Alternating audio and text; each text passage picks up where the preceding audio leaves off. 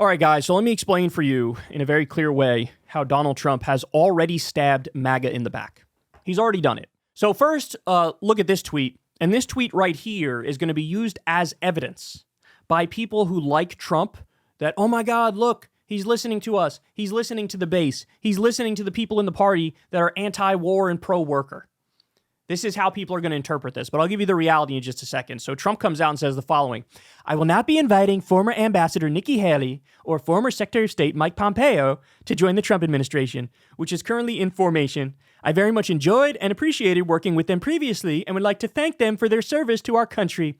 Make America great again. The people in Trump's base and the people in new corporate media who interviewed Trump and gave him a hot stone massage, they'll look at this and say, oh, look, Trump is responsive to us. What a great leader. But, okay, why is he rejecting particularly Nikki Haley and Mike Pompeo? Well, Nikki Haley still holds a grudge because she ran against him and he doesn't like her. Mike Pompeo, he actually does like and was in the previous administration and was going to be in this administration, but there's been chatter on the ground among MAGA that they don't want Mike Pompeo. Mike Pompeo is responsible, hates Julian Assange, wanted to see Julian Assange assassinated, made it so Trump didn't pardon Julian Assange last time. He was the head of the CIA and bragged about lying, cheating, and stealing. He's a warmonger as well. And so some in the base, particularly in new corporate media, they were like, no. We don't want this guy. In fact, Rogan and Dave Smith just had a conversation about this the other day, and word took off, right? And so now people will see this and go, oh, look at Trump listening to his base. Amazing. But here's the reality of the situation. You ready? I wouldn't want to tamper people's enthusiasm around this, but Trump literally chose Pompeo's former senior policy advisor, Brian Hook, to run the State Department's transition team. And it looks likely he'll name Bill Hagerty as Secretary of State, a senator who lists two of his main issues on his website as being standing up to communist China and standing with Israel. So it doesn't look even remotely likely that we're looking at a radical shift in U.S. foreign policy. The most contentious figureheads might be cast aside for aesthetic purposes, but the broad policy direction remains. So, in other words, Pompeo's out, but Pompeo's mentor, who is just as much of a war hawk, is now leading the State Department's transition team, staffing the State Department. This guy is a massive Iran warmonger. So right off the bat, within a day, literally, we got the news. Oh, so much for the idea of him being anti-war. That's total bullshit. I knew it was the case. You knew it was the case. I covered his policies from his last administration, which were very pro-war. But some people really deluded themselves into thinking, no, he's going to be anti-war. In one day, he absolutely bust up that narrative. And then this other guy, for Secretary of State, his whole thing is being hawkish against China and hating Palestinians and being in favor of the genocide of Gaza, standing with Israel. So again, there is no shift. He's getting rid of the high-profile names who are viewed negatively, but he's bringing in people with the exact same ideological project. All right, but I'm not done. This is in Axios. New. Trump plans fast action on a business-friendly agenda of tax cuts, deregulation, and expanded energy production, his advisors tell Mike Allen. His top ranks will be filled with billionaires, former CEOs, tech leaders, and loyalists. By the way, we talked about this before the election. He broke the record of having billionaires and Wall Street CEOs in his administration. He broke the record the last time he was in office, and now he's doing the exact same thing. So we just debunked the narrative, oh, he's anti-war. Now, yet again, debunking the narrative, he's pro-worker. Business-friendly agenda of tax cuts and deregulation. And even on the issue of, energy production, under Democrats, they already broke the record for energy production. It was already the case we were number one in the world. But he wants to make it even worse, and he wants to have zero concerns about climate change and pollution and things of that nature.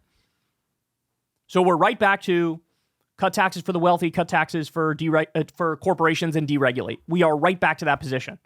But again, I'm not done. It's from Caitlin Collins at CNN. News. Trump has offered Elise Stefanik the job as U.S. ambassador to the United Nations, a source familiar tells CNN. And as I pointed out, this is the psycho bitch that called for unrestricted U.S. aid to Israel and also led a smear campaign against pro-Palestine college students, tried to get them censored, tried to get them banned, and tried to get sympathetic professors and leaders at the various universities fired. So she engaged in cancel culture. She engages in identity politics, and she is massively pro-war. She is massively pro-genocide.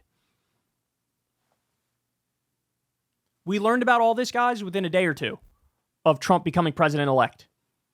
All of the positions that he's staffing, it's already the case. These are establishment voices.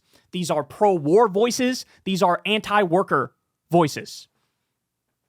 Now, look, if somebody's like a first-time voter, maybe they're kind of apolitical and they voted for Trump and they didn't know the specifics, that's one thing, and you could forgive them for their ignorance to one extent or another.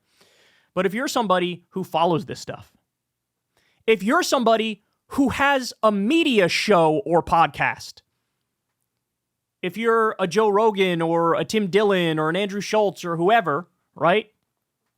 It was incumbent on you, since you were interviewing this guy, to know the facts about what his last administration was like, how pro-war he was and how anti-worker he was, and to ask him about that in your fucking patty cakes interview with him.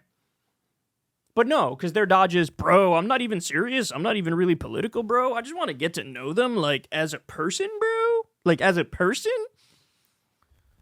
So you want your show to be more like fucking Oprah Winfrey's show than a serious political show when now you're having political guests all the fucking time. Fuck out of here. That makes you worse than mainstream media. That makes you worse. At least mainstream media asks some tough questions every now and then. These people didn't ask any. And now you're about to see. I just gave you the reality. I just gave you who's being put in which positions. Are any of these shows that gave Trump a happy ending live on air in front of everybody, are any of them going to speak out now against this? Going to say, hold on, maybe I was wrong. Maybe he's not pro-worker. Maybe he's not anti-war. Are any of them going to come out and set the record straight? Are any of them going to tell their audience the truth? Are they still going to pretend like Trump's a cool guy, bro? He's down to earth, bro. Look, he's hanging out with my comedian buddies, bro. He can talk like a normal person, bro. I think we all know the answer. I think we all know the answer as to how they're going to react. And it's disgusting. It's the death of so-called independent media. Like I said, now they're just new corporate media, and it has never been more clear. Hey, y'all, do me a favor and like and subscribe. It helps out big time in the algorithm. Click the bell as well for notifications when videos drop, and watch that video on screen right now. You know you want to.